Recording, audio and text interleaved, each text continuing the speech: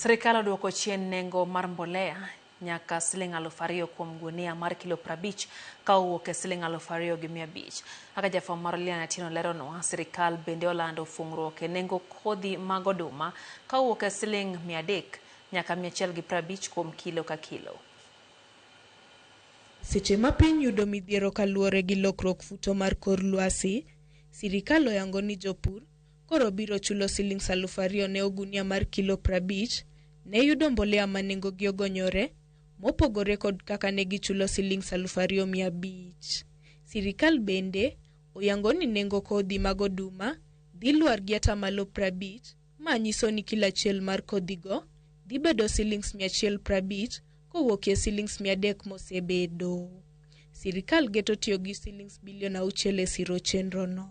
Jatend migao mar pur Mutahi Kagwe wacho ni okenge makamano geto kelo lokruok e pur kod kelo yot ne jopur e omenda ma gitiyogo e loso pith margi, ka bende giyudo midhiero mar cham gi lal e puothe nikech oro mosebede kinde ka kinde.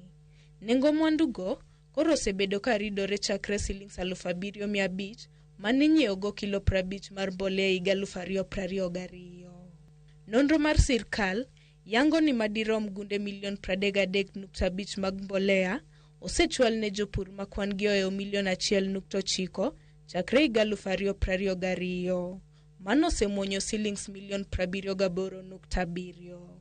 Sirikal opoyo okenge mage kaka mago ma osereso sektano mar pur. Nonro mar migao mar pur bende yango ni medruok osebede mar kwan gunde mag oduma mikaye pachoka chakre higa 2022 mane gin milion 34.3 kuom gunia mar kilo 90 nyaka milion 73 higa mar 2025.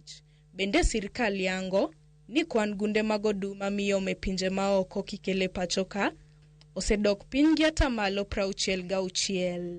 Lilian Atieno, Ramo.